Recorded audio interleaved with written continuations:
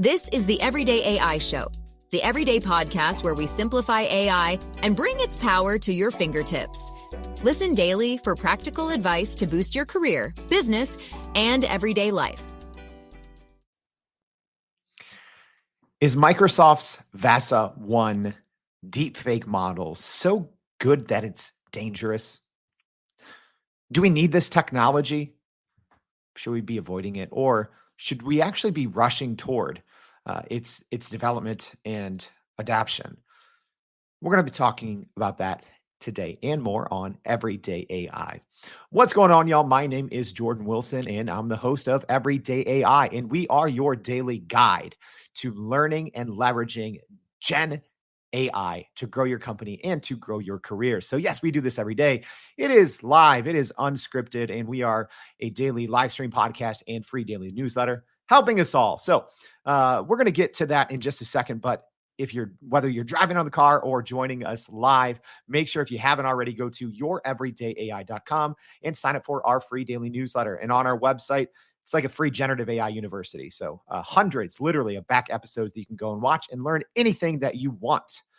All right. So before we talk about Microsoft's new VASA-1 deepfake AI technology, and I've got some takes on this, y'all. But before we get into it, let's start, as we do every single day, with the AI news. Some big stories today. So Adobe has introduced some Gen AI upgrades to Photoshop with its new Firefly V3 update. So Adobe has unveiled some new generative AI upgrades to Photoshop, including the new Generate Image feature powered by the new Firefly Image 3 AI model. So users can generate images directly within Photoshop by typing a text prompt or selecting from preset options. So the addition of Generate Image aims to help new users overcome that empty page feeling and unleash their creativity. Adobe also enhanced the generative fill feature, allowing users to add a reference image, super helpful for guided image generation. So a lot of these kind of quote unquote newer features that we were seeing in Midjourney are now making their way to Adobe's Adobe Firefly. And all of these new features are available in the latest Photoshop beta app for desktop at $22.99 a month. Very specific price there, Adobe. So our next piece of AI news, we got all heavy hitters today. So we go from Adobe to Google. Google has consolidated their AI teams under DeepMind to strengthen their AI portfolio. So Google is consolidating its teams, focusing on AI model development across research and DeepMind divisions. So responsible AI teams, emphasizing safe AI development, are being relocated from Google Research to Google DeepMind to enhance proximity to AI model building and scaling. So this move from Google, pretty big, actually, but it comes amidst increasing global concerns about AI safety and calls for technology regulation. So not just that, but we also just saw about a month ago, Microsoft kind of create its new division, Microsoft AI, and kind of took a lot of the AI development and put it under that arm. So we're seeing a similar approach from Google here, which I think is smart, right? DeepMind is, I think, one of the leaders in the world when it comes to ability. So I think it's great that Google is moving its entire AI efforts under DeepMind.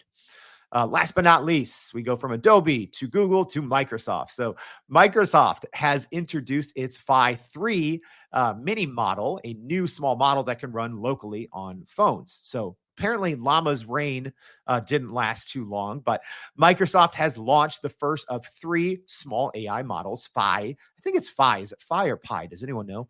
But I believe it's Phi 3 Mini that are meant to be more affordable and efficient for personal devices. So it performs similarly to larger models, but with fewer parameters, and is trained using a curriculum strategy. So Microsoft did emphasize the quality of its training input versus quantity. So just much higher quality, which is, allowing it to be a much smaller model with still very impressive benchmarks. So the company also plans to release Phi 3 Small and Phi 3 Medium with 7 billion parameters and 14 billion parameters, respectively. So the mini model is 3.8 billion parameters, and it is reportedly already outperforming Meta's Llama 3, 8 billion. So that's important to know there. A 3.8 billion parameter model outperforming Meta's shiny new 8 billion parameter, as well as reportedly benchmarking Google's Gemma 7B and Mistral 7B models on the in the MMLU benchmark. So, wow, a lot of AI news for today. We're going to be breaking down those stories in a lot more depth in our newsletter. So make sure you go to youreverydayai.com. So let's get to the topic of today. Today's Hot Take Tuesday. Is Microsoft's VASA-1 Deepfake AI tech so good that it's dangerous? So I'm going to start and just give you the answer because maybe you don't have time. Yes, it is too good for public consumption right now. I need to tell people this. One thing I do here at Everyday AI is I look at literally almost every single piece of major new AI technology. I've used hundreds of pieces of AI software over the years. And this by far, the VASA-1 is by far one of the most impressive that I've ever seen, right? Compare it up there with probably OpenAI Sora. And, we'll just put everything under one roof, but just kind of this under one roof. But I would say the emergence of internet connected large language models, right? So those are the three things that I've been most impressed with. So the internet connectivity of large language models, OpenAI Sora, and this new Microsoft VASA. So it is not available yet. All right. So we're going to take a close look. We're going to do a breakdown, and I'm also going to tell you 7 things that you need to know about this model. But just as a reminder, this is for you all, right? So in our newsletter yesterday, I asked what you guys wanted for today's Hot Take Tuesday. You all said this, but I'm also curious, for our live stream audience, are you worried about AI deepfakes? Let me know. Or also, if you're listening on the podcast, I always love reading emails. I keep, our email in there, my LinkedIn. So connect with me. But I want to know from you. Are you kind of are you not very worried? Are you more excited? Are you kind of worried, kind of excited? Are you more worried than excited, or are you just pretty worried, right? So I'm curious where our live stream audience stands on this, right? If I had to choose, I would say I'm probably C. I'm probably more worried than excited overall. And don't worry, we're going to break this down, but I'm really curious where our live stream audience. It seems like a lot of people are kind of worried, but kind of excited, which is interesting. And hey, Douglas, I love this. Douglas is currently in the air. Douglas, you might be the first person joining Everyday AI from tens of thousands of feet in the air. So thanks for that. So, what Michael said here, and we're going to get into this. He said it's already difficult to tell what is real and what's not. Even with this knowledge of the tools. Absolutely. Michael, I think that's a great point, and that's something that we're going to be talking about here on today's show. So let's just go into it. Let me just tell you exactly what this new VASA model is. And again, if some of my friends from Microsoft tell me, is it VASA or VASA, right? That's the only thing with all these models that get released. Everyone's, pronouncing them differently until, someone from Microsoft goes on an interview and tells us all, but we'll just call it VASA for now. So here is what VASA is. And then we're going to give you all a live look and a live listen for our podcast audience as well. So essentially it is a deepfake technology, right? Whether you want to call it that or not, this is Hot Take Tuesday. I'm saying it like it is. This is a deepfake technology. There's a big difference between a digital twin or a digital clone or a AI avatar versus deepfake technology, right? So essentially, what this boils down to is this new VASA-1 research paper from Microsoft. Again, it's not public, it's not out, right? But you can go look at the results. But it allows you to take any image and a voice and create a talking head, more or less, right? There's obviously great applications, which we're going to be talking about, but I'd say right now the danger of this far outweighs the potential benefits, right? This is one of those AI tools where I'm like, okay, is this a solution, quote unquote, looking for a problem? Maybe it is, maybe it's not. And again, I think there's great positives, there's great plus sides to this, but the biggest difference between deepfake technology and digital twin or AI avatar technology is its use cases, right? And for the most part, and we're going to talk about this, but there's great kind of digital twin or AI avatar platforms out there, but they don't wield this much power. right? Where you can literally take any face and make it say anything you want in a very realistic voice with eerily similar movements to a human being, right? So let's just, instead of me trying to spend, another 10 minutes describing this, let's just go ahead. Let's take a look at this technology in action. Okay. So if you're on the podcast now, so what we're doing here is we're going through the research paper. So we shared this yesterday, actually, in our AI News That Matters Monday recap, as well as I think last week. So if you haven't taken a look at this yet, I encourage you to do so. All right, so I'm just going to go ahead. I'm going to play one or two samples, and again, for our podcast audience, I'm going to try to do my best to explain what's going on here. But again, as a reminder, all this is a single image, a single audio clip, and then the user. Again, this isn't public, but then the user has control over a lot of different things, what Microsoft is calling control signals. All right, so let's just go ahead. We're going to watch maybe 10-second clips of a couple of these. So here is the first one. So let's just go ahead, take a watch, take a listen.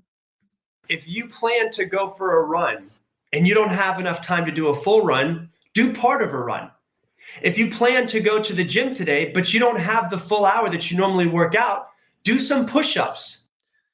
The crazy thing about that one is it looks like it is maybe intentionally adding this like staticky background noise, which makes it seem even more human and realistic because not all of these voices have that.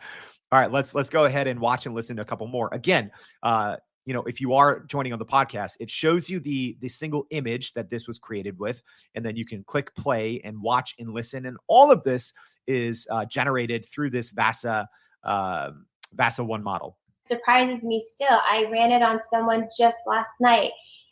It was fascinating. She had complained of shoulder like pain in her arm. It was excruciating. Do you hear that? The tone changes, the hesitation, right? Almost like sometimes I know I stutter on the show, or I, kind of mutter and go off on these little side tangents. Like they're doing this as well, which is crazy. Just the varied inflection in the voice, the cadence changes. So number one, even if this was a text to speech software, I'd be like, whoa, okay, that's pretty impressive, right? Like we talk like 11 labs quality already, maybe even better off the bat, which is pretty impressive. So now let's just listen to one more, and then I want to know from you all, what are your thoughts on this, right? And if you do have questions, please get them in. But let's just go ahead and watch and listen to one more example, and then I'm going to show you some of these advanced capabilities that I think actually make this a little scary. All right, let's go ahead and listen to this one.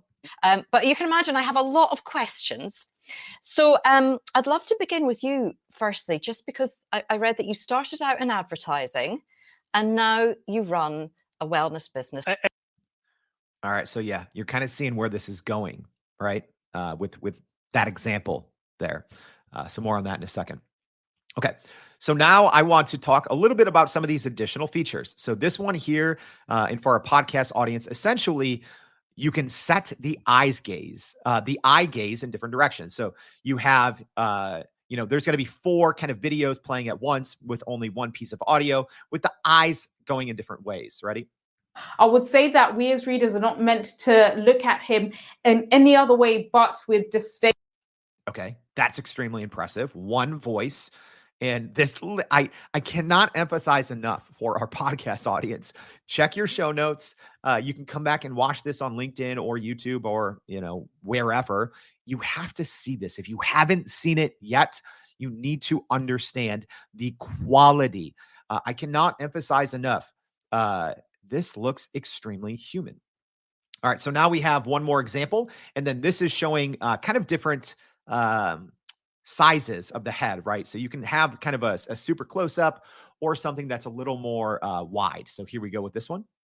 But you can imagine I have a lot of questions. So I'd love to begin with you. And then you can see, obviously, different voices for the same image, right? different languages, right? So now let's go, and this is probably the one that's, kind of taken off and gone viral on social media. But this is also important to note about the training data and the training set. So I kind of wish Microsoft told us a little bit more about what it trained on. However, it did say that a lot of these capabilities are on, obviously, generative, right? They're generative. So it's not like, oh, it's been trained on, 1 million fake faces. No, this is generative. So you can create, obviously, faces and videos that obviously did not exist in the training set. So this is some, I'd say that's a worrying piece of it, but still impressive, right? I keep personally being torn between this is extremely troublesome versus this opens up so many doors and is extremely exciting.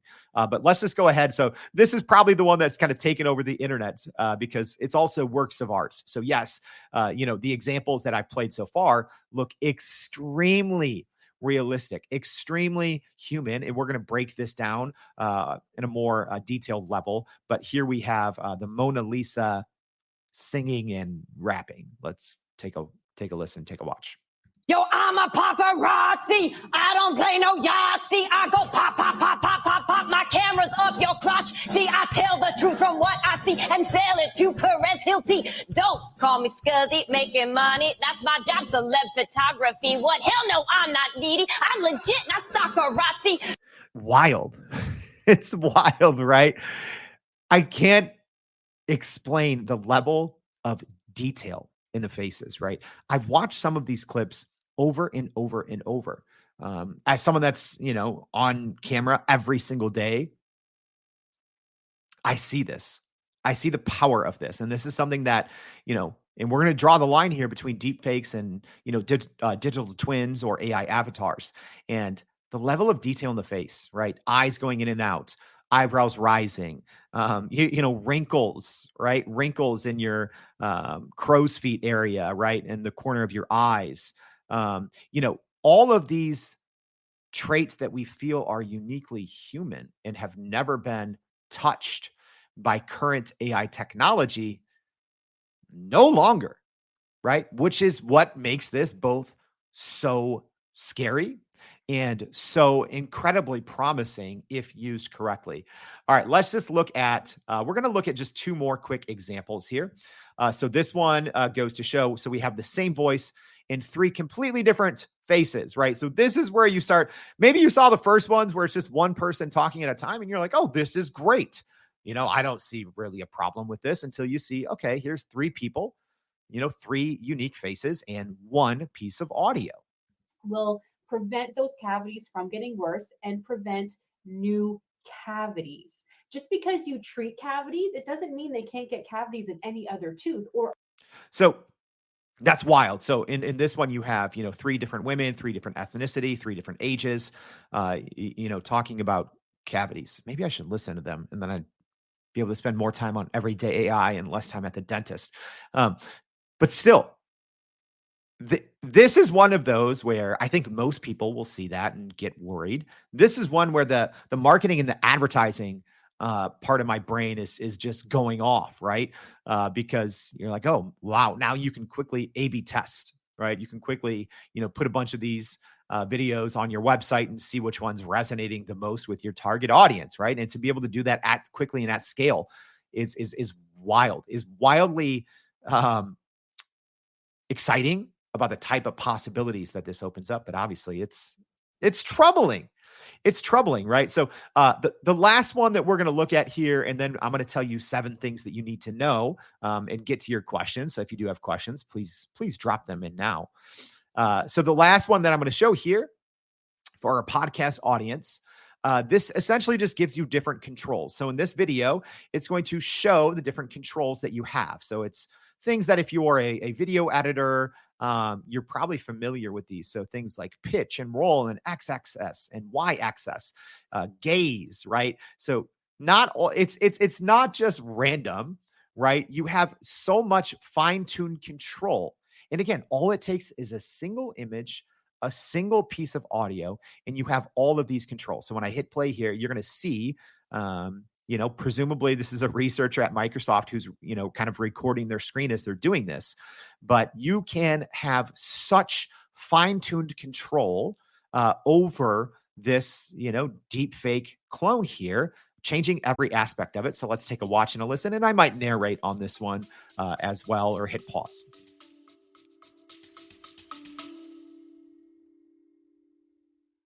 Are you still running in circles trying to figure out how to actually grow your business with AI? Maybe your company has been tinkering with large language models for a year or more, but can't really get traction to find ROI on Gen AI. Hey, this is Jordan Wilson, host of this very podcast. Companies like Adobe, Microsoft, and NVIDIA have partnered with us because they trust our expertise in educating the masses around generative AI to get ahead. And some of the most innovative companies in the country hire us to help with their AI strategy and to train hundreds of their employees on how to use Gen AI. So whether you're looking for ChatGPT training for thousands or just need help building your front-end AI strategy, you can partner with us too, just like some of the biggest companies in the world do. Go to youreverydayai.com/partner to get in contact with our team, or you can just click on the partner section of our website. We'll help you stop running in those AI circles and help get your team ahead and build a straight path to ROI on Gen AI.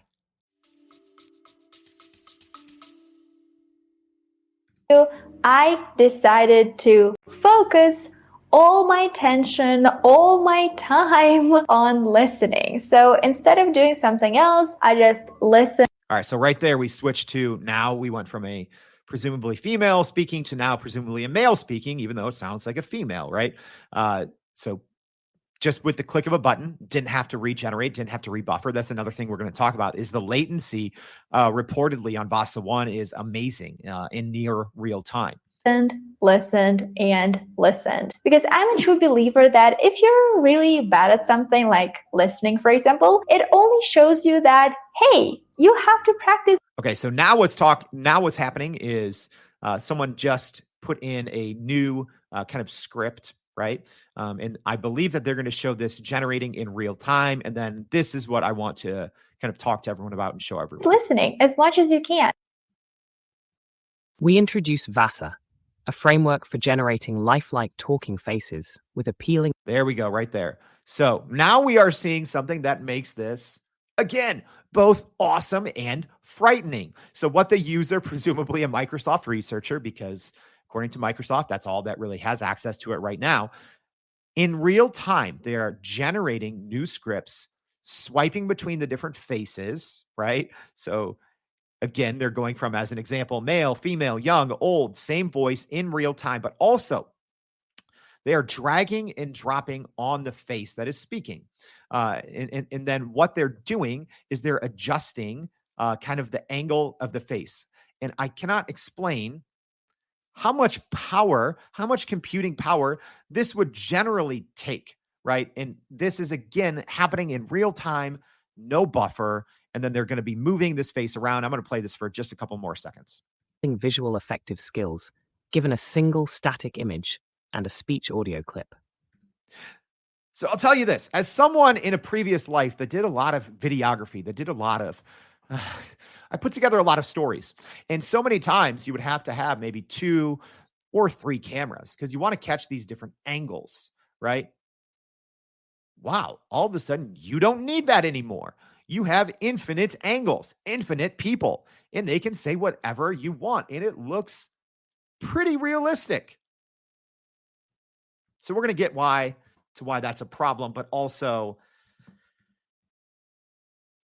extremely powerful, right? All right. So I told everyone that I'd give you 7 things that you need to know. Great question here from Tanya. So Tanya, thanks for the question, saying, if it's something we don't want to listen to, does it matter if it's real or fake? That's a great question. And also it's like, okay, when or if the world gets access to this. All right. But I don't think that that's going to actually be an issue, because regardless of what Microsoft does, I think that we're going to be seeing this technology, whether we want the public to have it or not. Cecilia with a great observation here, saying the facial expressions in the last 2 were scary real. Yes, they were. All right. So let's go ahead. Let's go over the 7 things that you need to know about VASA-1. Okay. So again, a quick recap of what it is and what it does. So it is deepfake. That's what it is, right? It is deepfake real time. So that's another thing that they talk about in the paper, how little processing power it actually requires, right? You don't need a $30,000 GPU. It's a commercial of what Microsoft is saying. It's a commercial grade graphics card. So it is near real time.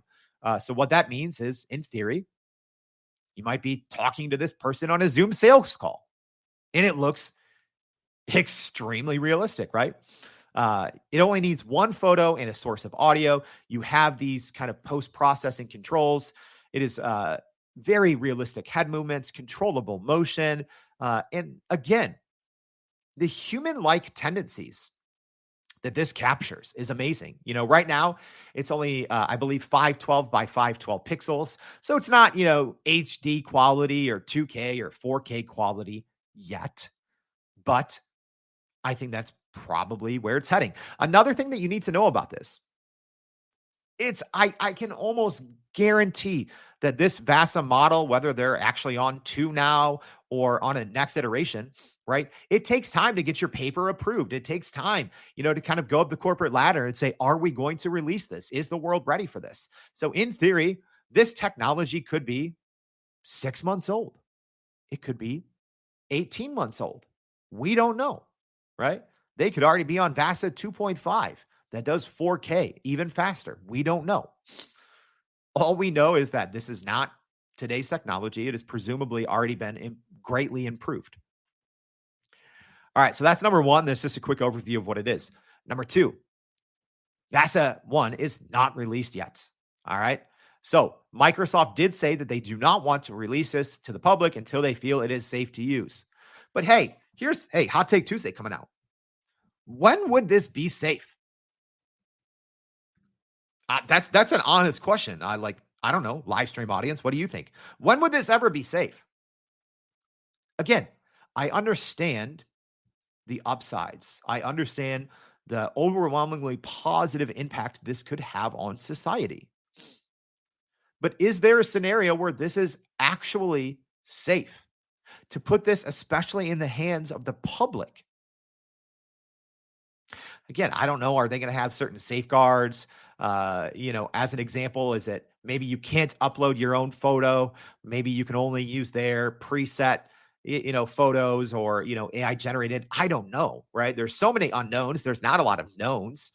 The research paper is not very long. And again, this isn't available, right? So if this ever does become available, it could in theory, be robustly even more powerful, or it could be stripped down from, what we just saw. So we don't know, but it is not released yet. But they're also not the only one, right? So China's Baidu. Gosh, I always forget, guys. I say so many names that I forget pronunciations, but China's Baidu also had a similar model called EMO. I don't think it was nearly as impressive. It was about 6 months ago. So they probably have, or maybe not 6, maybe it was about 3 months ago. But I'm sure they already have a newer version. But regardless, even though this is not released yet, and Microsoft said that, they didn't necessarily detail plans on when or if it would be released. They said that they need to ensure that this is safe. I don't see a scenario where this is safe. Sorry, I don't. I think there's way more potential for misuse than there is for positive use cases. Again, I think this is a very cool solution looking for a problem, but I don't think it matters, right? I don't think, it's not like Microsoft is the decision maker on this. Like we said, there's already been a pretty impressive variation of this with China's Baidu, their EMO model. So I think whether Microsoft releases this to the public or not, there is going to be another company, whether it's Google DeepMind, whether it's, someone we've never heard of creating this. All right, number 3 thing you need to know. Similar technology is already public, right? And again, this is where we kind of have to differentiate between what is a deepfake versus what's a digital twin. So there's already great platforms. So as an example, Synthesia, HeyGen, Hour1, DID, etc., where you can already create a digital twin. For the most part, there's two sides of this. So one is, yes, you can create one of yourself, right? You can, green screen setup, record yourself, different angles, all that. But that is a much more detailed process, right? I'm actually have a secret project that I'm working on that I'll probably tell you guys about soon. I love that part of the technology, right? Where if you wanted to, right? So let's just say you're head of HR, you're head of learning and development, and you can only do so much, right? Okay, well, what if for controlled purposes, and generally you have to sign a lot of documents, and there's a process to go through in creating a digital avatar. But I like that aspect of it, right? Like imagine if you're in charge of learning and development at a huge company and you don't have enough time to train people. Maybe you want to train people on AI, but you don't have the time. Okay, there's a cool use case. So this similar technology is already available in these kind of digital twin or AI avatar spaces, Synthesia, HeyGen, Hour1, DID. There's a couple others, right? But it is not nearly as powerful. And maybe these companies made it that way, right? Maybe they said, we don't want it to be, you can go choose literally any photo, make it say anything, although you have a little bit of that, but it doesn't look as realistic. So this new Microsoft research paper, VASA-1, and the examples they look so human. It is scary. As someone that's watched, uncountable amount of, these new products with these digital avatars, for the most part, you can tell that they're digital. You can tell that they're AI, which I think is actually a good thing when it doesn't look too realistic, because then you start to, blur this line between what's real and what's fake. All right, number 4. VASA-1's quality is outstanding. So like I said, the realism is uncanny, and the control for deepfakes right now is something that is not publicly available. So even as an example, the different zooming in and zooming out of, where you want the head, the eyes looking in different directions, being able to click on something in real time and, essentially generate all these different angles of someone talking live. The quality and the realism is outstanding. Again, I'm sure that there's already a 1.5 or a V2 that researchers are already building that's way better. That's HD. That's even faster. That requires even less compute. All right, thing number 5 you need to know. There are so many positive use cases for VASA-1. Yes, we talked about the negatives, but training, personalized learning and development, helping to break down communication barriers. That's a great one, right? People that have certain, learning disabilities or cognitive impairments, right? This technology could be extremely helpful. Maybe there's people out there that, don't learn well or can't understand things without, really looking at a person, speak it to them, right? Or maybe they just learn better. So I think that there's so many positive use cases that can change the world in a good way, can help society, right? So obviously I can't overlook that. But number 6 is it's so good it's bad. Sorry, this technology is so good. I just think it's bad. And I am the type of person that loves deploying AI out in the wild, right? If I had a client, right, and they said, "Hey, Jordan, we want to start, doing all this with this VASA model." Again, it's not openly available. It's not public. I would say, "Are you sure? Are you sure you want to?" Right? Again, maybe, I think a lot of times I think that spending time doing this every single day, that, I'm personally, quote unquote, ahead of the AI curve. And maybe this is just, old school in me, old man Wilson shaking his fist on the porch saying, this new technology, right? I don't know. I don't know about this one, right? It gets to, especially when we talk about misinformation, disinformation, right? I said yesterday, but, imagine this before the US election. Imagine if you could, right? And again, the technology's there, but it's not good anywhere else, and it takes a long time. Imagine if this was available now. Imagine if someone could take your photo and make you say anything. Again, we don't know when and if this is released, what the capabilities are. I'm not saying that that is going to be a feature or an option in this model or others, but that's where this technology is heading. And whether, I guess it's luckily a company like Microsoft who I think is doing things in a pretty ethical and responsible manner. But I can guarantee you that this technology very soon will be replicated by bad actors, right? Big tech companies, right? It could be other countries using this for disinformation, and maybe we just don't know. So I do think it's important to talk about this, to have a conversation. And yes, as excited as we could be and say, oh, I want to use this for, this project and this project, and say, okay, wait, do we really need that? Because I do think at least early on, the potential for it being bad far outweighs the potential for it doing more good. Just because I think the overwhelming majority of people, maybe not you, right? Like if you're tuning in here every single day, right? If you are someone that's using generative AI every single day, I think you probably have a little bit better of an understanding of how this could be properly used in society and how maybe the good could outweigh the bad. But you are in the 1%. You're in the 0.1%, right? If you're tuning in here every day, if you're pushing generative AI use at your company, right? You are still in the minority, because 99.9% of people that would see something like this would not know. And that just poses so many implications. And then last but not least, I think if nothing else, VASA-1 is going to prepare us for a new normal. Whether we want this or not, it's coming. I know that's weird. It's weird to say whether you like it or not, this is coming. Again, maybe not Microsoft, maybe not, these other companies that I named, but there's going to be maybe unnamed companies. This is going to happen. We are going to see deepfakes that are so incredibly realistic of people like you and me, whether we give them our consent or not.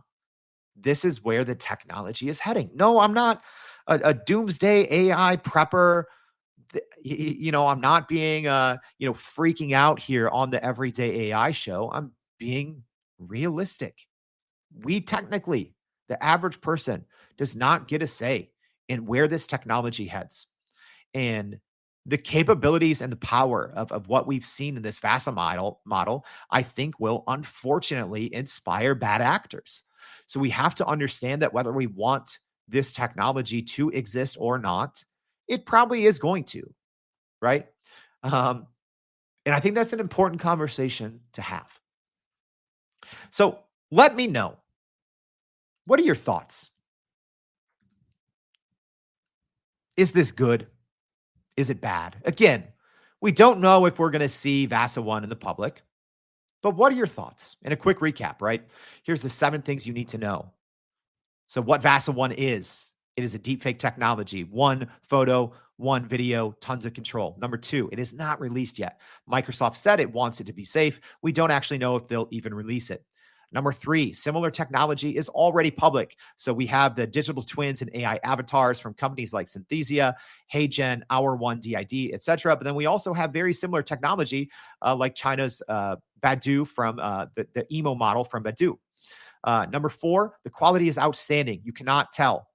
I mean, you literally cannot tell by looking at it. I'm staring at it on a HD screen. You can't tell. It is uncanny. Number 5, there's so many positive use cases for this technology: training, learning, and development, helping breaking down communication barriers. Number 6, I think it's so good it's bad. The potential for misinformation and disinformation, political campaigns. Personally, I think that there's maybe more bad than good. And number 7, I think this prepares us for a new normal. Again, maybe VASA-1 is just putting this all on our radars. Maybe this will never become public. Maybe this is where it stops. But this is not where this story ends of AI deepfakes. All right, y'all. I hope this was helpful. Like what Moses says, it's good, but all things can eventually get used for evil. I agree. This is important to have a conversation. So, hey, if you're listening on the podcast, make sure to check out your show notes. Let's keep the conversation going. If you're joining on LinkedIn, YouTube, wherever, I think there's a ton of very smart people listening in, talk with each other. I think this is an important conversation to have. So thank you for tuning in. Make sure to join us tomorrow. We're going to talk about generative AI, how you can turn trash into treasures, with James Daniel, the VP of AI from Lanza Tech, as well as Thursday. Oh my gosh, can you guys believe we've been doing this for a year? We're still here. We're still around. Thank you for that. So we are celebrating our 1-year anniversary of the Everyday AI Show. By doing this, we are going to go back and redo our very first show. Our very first show posed the question, will AI take our jobs? So 1 year later, we're going to ask that same question. I think it's just like today's conversation. I think it's an important, we don't like to talk about that. We don't like to talk about the downside of AI. We like to talk about, I used, ChatGPT to do this. And, I gained back all this time. That's great. But we have to talk about the hard questions. That's what we do on Everyday AI. Thanks for tuning in. If this was helpful, let me know. Please consider leaving us a rating, sharing this. If you're listening on social media, hit that repost. It takes us sometimes 10, 15 hours to put together one single episode. It takes you 10 to 15 seconds to repost this, share this with your network, tag your friends. Thank you for tuning in. Go to youreverydayai.com for more. Hope to see you back tomorrow and every day for more Everyday AI. Thanks, y'all. And that's a wrap for today's edition of Everyday AI. Thanks for joining us. If you enjoyed this episode, please subscribe and leave us a rating. It helps keep us going. For a little more AI magic, visit youreverydayai.com and sign up to our daily newsletter so you don't get left behind. Go break some barriers, and we'll see you next time.